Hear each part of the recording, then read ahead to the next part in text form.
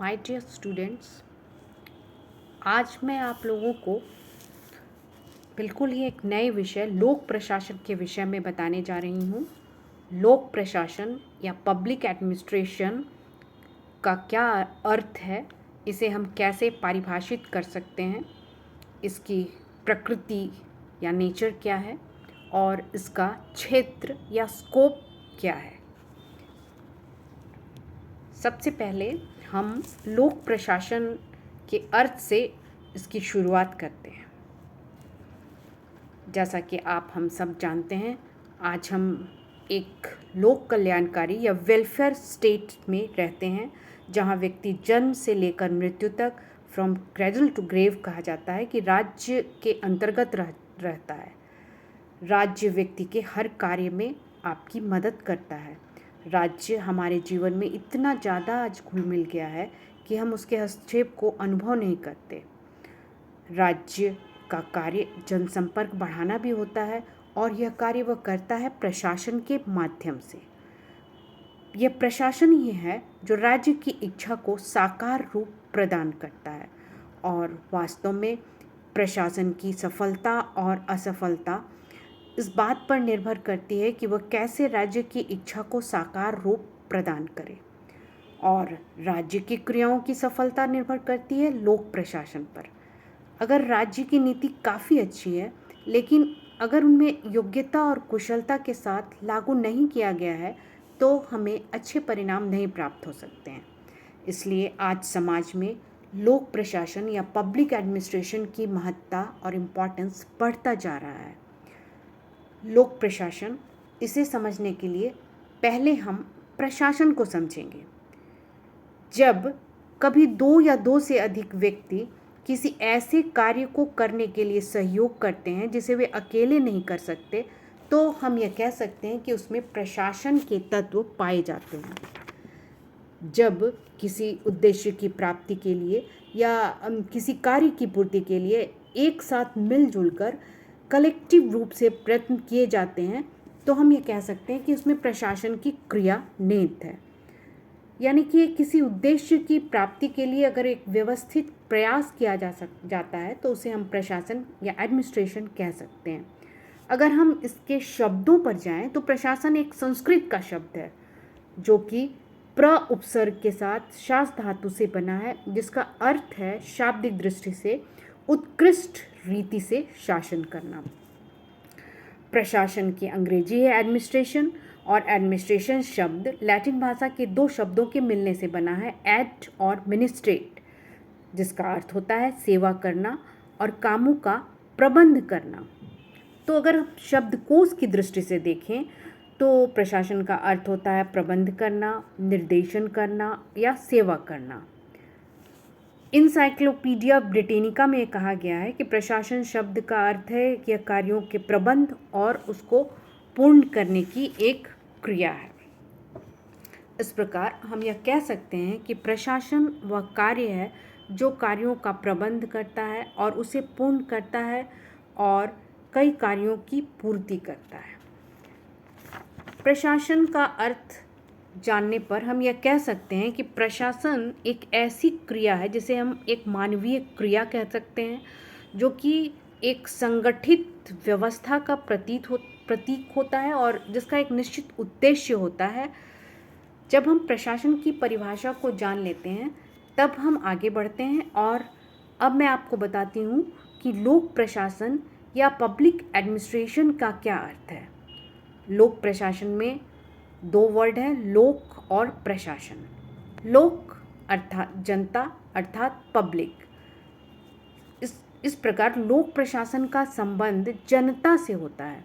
इसमें शासन के संबंधित वे प्रशासकीय कार्य आते हैं जिनका संबंध जनता के इच्छाओं से होता है, जनता के हित से होता है, और हम यह कह सकते हैं कि अगर लोक हित की दृष्टि से कार्य किए जाएं, तो ऐसे सरकारी कार्यों को लोक प्रशासन के कार्य हम कह सकते हैं। कई परिभाषाएं दी गई हैं लोक प्रशासन की। जैसे विलोबी ने कहा है कि लोक प्रशासन उस कार्य का प्रतीक है जो कि सरकारी कार्यों के वास्तविक संपादन से संबद्ध होता है, चाहे वह सरकार की किसी शाखा से संबंधित ही क्यों न हो। एल.डी. वाइट ने कहा है, लोक प्रशासन में वे सभी कार्य आ जाते हैं जिनका उद्देश्य लोक नीति को पूरा करना अथवा क्रियान्वित करना होता है। वुड्रो विल्सन कहते हैं, लोक प्रशासन विधि अथवा कानून को विस्तृत और क्रमबद्ध रूप में क्रियान्वित करने का नाम है। पिफनर कहते हैं, लोक प्रशासन का अर्थ है सरकार का काम करना, फिर चाहे वह कार्य स्वास्थ्य प्रयोगशाला में एक्सरे मशीन को संचालित करने का हो अथवा एक टकसाल में सिक्के ढालने का। प्रशासन से तात्पर्य है लोगों के प्रयत्नों में समन्वय कायम करके सरकार के कार्य को संपन्न करना, जिससे कि वे लोग एक साथ कार्य कर सकें और अपने निश्चित कार्यों को पूरा कर सकें। इन विद्वानों की परिभाषाओं को जब हम देखते हैं तो हम यह कह सकते हैं कि लोक प्रशासन को परिभाषित इस प्रकार से किया जा सकता है कि लोक प्रशासन प्रशासन का वह भाग है जिसका संबंध जनता से है। लोक प्रशासन प्रशासन का वह भाग है जिसका संबंध सार्वजनिक समस्याओं से है और सार्वजनिक हित के लिए लोक प्रशासन मानव और उसके साधनों का संगठित प्रयास है। लोक प्रशासन का संबंध सरकारी कार्यों से भी है। यह सरकार की सामान्य नीतियों को कार्य रूप में परिणत करता है। लोक प्रशासन का संबंध सरकार के क्या और कैसे से है। लोक प्रशासन का उद्देश्य निश्चित नियमों के अनुसार सरकारी कार्यों का निर्देशन और संचालन है। इस प्रकार हमने यह जान ली लोक प्रशासन की परिभाषा। अगर हम लोक प्रशासन की प्रकृति या नेचर के संबंध में विचार करें तो उसके संबंध में 2 या 3 दृष्टिकोण पाए जाते हैं। पहला दृष्टिकोण है एकीकृत दृष्टिकोण, इंटीग्रल व्यू, जिसके समर्थक हैं पिफनर, एफ.एम. Marks, LD. वाइट। और इस दृष्टिकोण के अनुसार लोक प्रशासन निर्धारित लक्ष्य की प्राप्ति हेतु जो भी कार्य किया जाता है उसे संपादित करने वाली सभी क्रियाओं का योग होता है। जैसे कि किसी उद्यम में कोई संदेशवाहक है, फोरमैन है, चौकीदार है, सफाई कर्मचारी या शासन के सचिव हैं या प्रबंधक हैं, तो इन सारे कार्यों को प्रशासन का ही एक भाग माना जाएगा और यही एकीकृत या इंटीग्रल व्यू है लोक प्रशासन का। अगर हम लोक प्रशासन के दूसरे दृष्टिकोण को लोक प्रशासन की प्रकृति के अंतर्गत, नेचर के अंतर्गत देखते हैं तो वह दूसरा दृष्टिकोण है प्रबंधात्मक दृष्टिकोण। और इस दृष्टिकोण के समर्थक हैं लूथर गुलिक, साइमन, स्मिथबर्ग और थॉमसन। यह दृष्टिकोण केवल उन्हीं लोगों के कार्यों को प्रशासन मानता है जो किसी उद्यम संबंधी प्रबंधकीय या मैनेजमेंट के संबंधित कार्यों को पूरा करते हैं। उद्यम की सारी क्रियाओं का एकीकरण, नियंत्रण और समन्वय ही इनके अंतर्गत आता है। लोक प्रशासन की प्रकृति के अंतर्गत तीसरा दृष्टिकोण है आधुनिक दृष्टिकोण या मॉडर्न व्यू, और इसके समर्थक हैं ग्लेडन, जॉन ए पीटर, डिमॉक और कोइनिंग। इस दृष्टिकोण के अनुसार लोक प्रशासन की प्रकृति उसके संदर्भ पर निर्भर करती है, यानी कि अगर परिस्थितियां बदली तो लोक प्रशासन की प्रकृति और उसका विषय क्षेत्र भी बदल जाता है। जैसे स्वाधीनता के पूर्व भारतीय प्रशासन और स्वतंत्रता के बाद भारतीय प्रशासन में काफ़ी अंतर आ गया है। यह दृष्टिकोण नया है और यह दृष्टिकोण इस बात का समर्थन करता है कि प्रशासन को समय के अनुसार बदलना चाहिए। यह है लोक प्रशासन की प्रकृति, जिसके विषय में अभी मैंने आपको बताया और जिसके संदर्भ में 3 दृष्टिकोण पाए जाते हैं, एकीकृत इंटीग्रल व्यू, प्रबंधात्मक दृष्टिकोण और तीसरा आधुनिक दृष्टिकोण या मॉडर्न व्यू। अब हम आते हैं लोक प्रशासन के क्षेत्र पर। What is the scope of public administration, यानी कि पब्लिक एडमिनिस्ट्रेशन का क्षेत्र कहाँ कहाँ है। और इस संदर्भ में भी विद्वानों में कुछ मतभेद है। कुछ विद्वान लोक प्रशासन के क्षेत्र को सीमित या लिमिटेड करके देखते हैं, लेकिन कुछ विद्वान इसके क्षेत्र को काफ़ी व्यापक दृष्टिकोण से देखते हैं।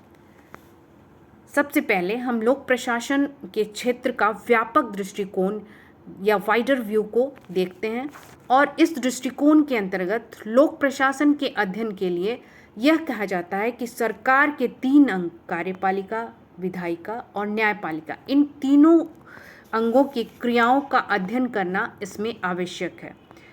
इस दृष्टिकोण के समर्थक विलोबी और एल.डी. वाइट हैं, और एल.डी. वाइट ने जैसा कि कहा है कि लोक प्रशासन के अंतर्गत वे सब कार्य आ जाते हैं जिनका उद्देश्य सार्वजनिक नीतियों को पूरा करना अथवा लागू करना है।